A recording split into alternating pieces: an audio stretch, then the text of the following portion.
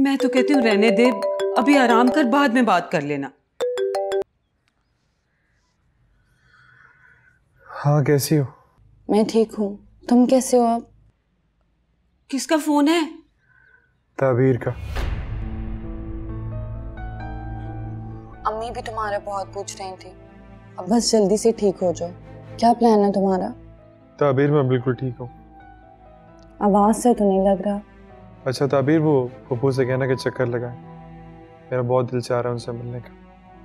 कह दूंगी, वो तो खुद भी आना चाह रही थी, लेकिन आज शायद अहमद आए। अच्छा तो आज चली जाओगी तुम? क्या पता। क्या पता नहीं ताबीर। उनकी मर्जी। कल भी तो आए थे, साथ नहीं लेकर गए। मगर क्यों? अहमद ऐसा क्यों कर रहा है? तुम क्यों इतने फिक्रमंद हो रहे हो? वैसे ही पूछ रहा हूँ। क्या मैं पूछ नहीं सकता? बस उनकी मर्जी है। देखो अगर वो ना आए तो अम्मी के साथ तुम्हारी तरफ चक्कर लगाऊंगी। नहीं तुम फिक्र मत करो, अहमद जरूर आएगा। अच्छा मैं तुमसे थोड़ी देर तक बात करता हूँ। अल्लाह हाफिज। खुदा हाफिज।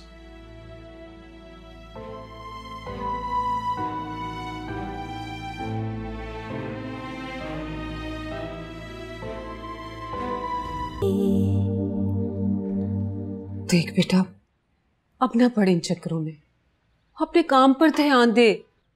वो लड़की तो कल अपने घर चली जाएगी। सब अपनी अपनी दुनिया में मस्त हो जाते हैं, कोई किसी को पीछे मुड़कर नहीं देखता। पीछे रह जाओगे इन चक्करों में। अम्मी जो फूफो के लिए मैंने किया है वो कोई और नहीं कर सकता। तेरी फूफी की और बहुत है करने वाले, सारी दुनिया देखी है उसने। अम्मी प्लीज अब मत क्या करें ऐसी बातें। हिम्मत करो, बी अ मैन। पहले से काफी बेहतर हूँ अब। बेहतर तो हो, मगर जल्दी से बेहतरीन होकर आ जाओ। इतना सारा काम तुम्हारा इंतजार कर रहा है। लोगों के फ़ोन पे फ़ोन आ रहे हैं, लेकिन मैंने भी उन्हें साफ कह दिया कि जब तक मेरा हीरो वापस नहीं आ जाता मैं कोई नया प्रोजेक्ट शुरू नहीं करूँगा। बेटा ये तो आपकी मोहब्बत है कि आप आज़ाद से इतना प्यार करते हैं। टैलेंट की कदर करना मेरी कमज़ोरी है। किसी की भी सलाहियतें वेस्ट नहीं होनी चाहिए। बस यही कमज़ोरी मुझे अजान के और करीब लाती है। आपका शुक्रिया बेटा कि आपने इसकी सलाहियतों को पहचान लिया, वरना जलीलो ख्वार ही हो रहा था मेरा बच्चा। अंकल यही हमारी गलती है कि हम अपनी पहली कामयाबी को ही सफ़र का आगाज़ समझते हैं और नाकामी के वक्त को ज़ायशुदा वक्त करार दे देते हैं, जबकि हमारी पहली नाकामी ही हमारे सफ़र का आगाज़ होता है। ये तो हौसले की बात है बेटा, वरना हम जैसे गरीब लोग वक्त के वार कैसे सह सकते हैं। हौसला रखना ही पड़ता है अंकल। घूंट जितना कड़वा होता है उस कदर तर्याग भी होता है। क्यों, ठीक कह रहा हूँ ना? जी बिल्कुल ठीक कह रहे हैं आप दोनों बातें करें, मैं आपके लिए कुछ खाने को लेकर आता हूँ। अंकल इसकी कोई ज़रूरत नहीं है। अरे बेटा पिछली दफा भी आप कुछ खाए पिए बगैर चले गए थे, अच्छा तो नहीं लगता ना, तो अब तो खाना बनता है ना। अरे ये मेरा अपना ही घर है, जब भी इस तरह की कोई ज़रूरत होगी तो मैं खुद चला आऊँगा। चलिए ठीक है, आप बातें करें, मैं लेकर आता हूँ आपके लिए। क्या कहा डॉक्टर्स ने, कब तक ठीक हो जाओगे? बस कुछ ही दिनों में।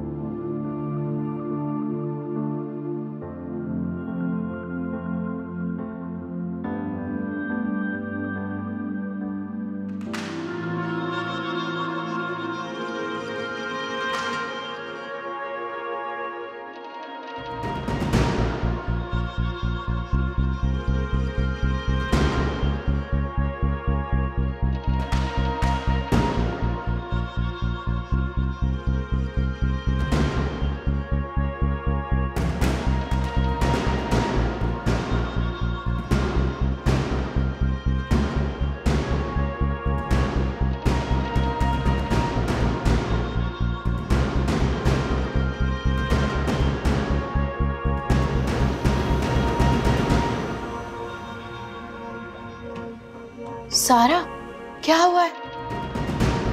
क्या बात हुई है सारा? सारा, कुछ बोलोगी भी सही कि नहीं? सारा, सारा एक मिनट रुको तो सही, बात तो सुन लो। सारा, पता नहीं वो क्या कह है इसे।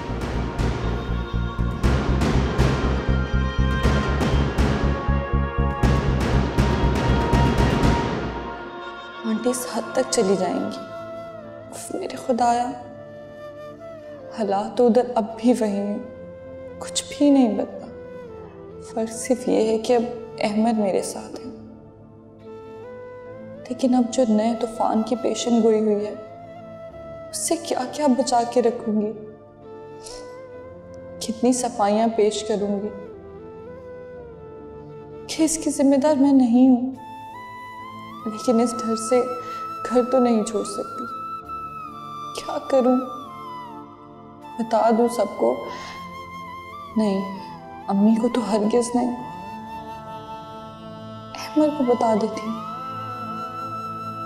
क्या अल्लाह, क्या करूं मैं? मेरा ख्याल है मुझे हालात का मुकाबला करना चाहिए। घर बचाना है तो इस तूफान का मुकाबला करना होगा मुझे, और फिर जो होगा देखा जाएगा।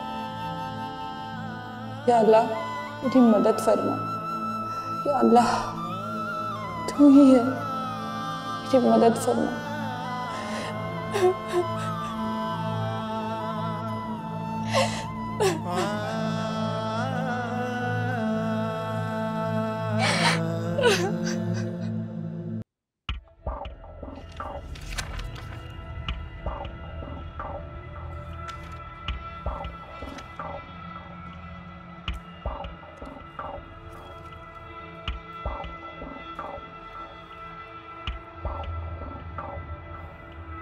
जुमाली साहब, मेरे रूम में आइएगा।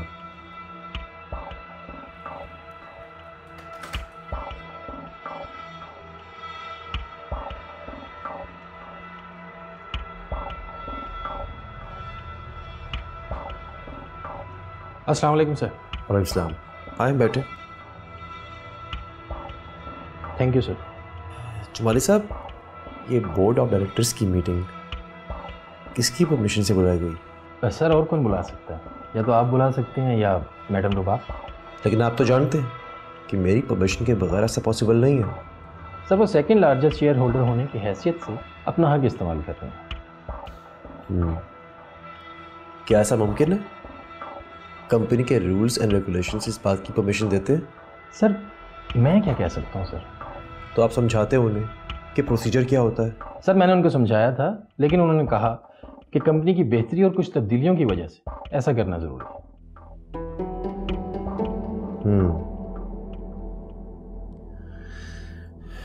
ठीक है, आप जाइए और मीटिंग की तैयारी मुकम्मल करें। जिंदगी